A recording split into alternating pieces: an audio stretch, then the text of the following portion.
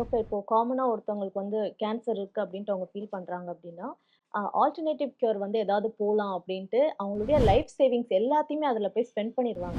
கடைசி நிமிஷத்துல தான் அது எல்லாமே ரொம்ப சீரியஸ் ஆயிடுச்சு. லாஸ்ட் ஸ்டேஜ்ல நம்ம இருக்கோம்னு தெரிஞ்சுட்ட பிறகு தான் ஹாஸ்பிட்டலுக்கே ஓடி வரத வந்து பார்க்க முடியுது. ஒரு கேன்சர் சர்ஜனா இப்படி வரவங்களுக்கு நீங்க என்ன சொல்லணும்னு நெனைக்கிறீங்க? ஃபர்ஸ்ட்டு ஒரு டயக்னோஸ் ஆஃப் கேன்சர்ன்னு வந்ததுன்னா, பேனிக் ஆகாதீங்க. Of course it is easier said than done. But panic ஆகக்கூடாது. இது கேன்சர், இது என்ன? இது ஏன் வந்தது?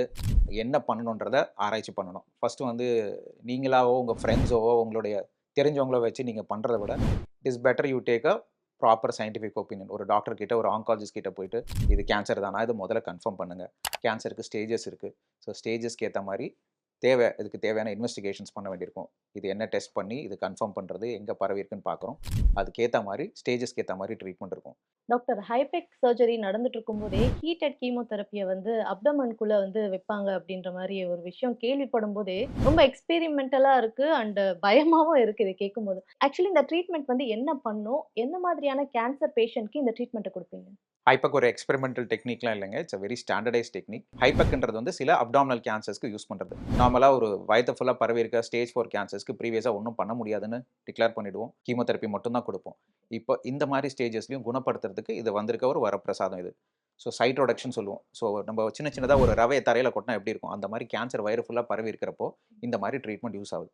ஸோ இது கொட்டியிருக்க எல்லாத்தையும் அந்த கேன்சர் எல்லாத்தையும் நம்ம எடுத்துட்டு, அதுக்கப்புறம் இந்த ஹீட்டட் கீமோதெரபி மெடிசின வயித்துல போடுறது. இது எல்லாமே கண்ட்ரோல் கண்டிஷன்ஸ்.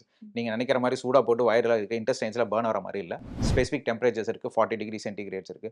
இந்த ஹீட் போடுறப்போ மானிட்டர் பண்றதுக்கு அது என்னென்ன பண்ணுன்றத அனஸ்தெடிஸ்ட் பார்ப்பாங்க. ரொம்ப கண்ட்ரோல்டு என்விரான்மென்ட்ல நடக்கிறது. இது பண்றப்போ மைக்ரோஸ்கோபிக்கா இந்த கேன்சர் செல்ஸ கீமோதெரபி குடுத்து உடம்பு எல்லா இடத்துலயும் போறப்போ அந்த டாக்ஸிசிட்டி வருது இல்லையா?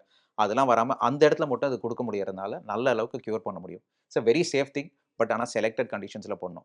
கேன்சர் டயக்னோஸ் ஆயிடுச்சுன்னா, கண்டிப்பா கீமோதெரபி எடுக்கணும். True or false? ஃபால்ஸ்ங்க. எல்லா கேன்சருக்கும் கீமோதெரபி தேவையில்ல. நெறைய கேன்சர்ஸ்க்கு கீமோதெரபிக்கு ரோலே இல்ல.